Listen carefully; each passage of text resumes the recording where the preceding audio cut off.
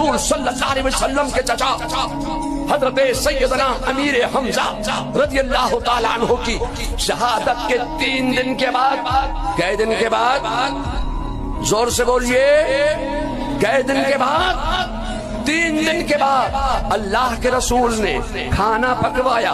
वो खाना पकवा कर पीछे नहीं रखा, दाएं नहीं रखा, बाएं नहीं रखा, ऊपर नहीं रखा, वो खाना पकवा कर मेरे मुस्तफा ने सामने रखा।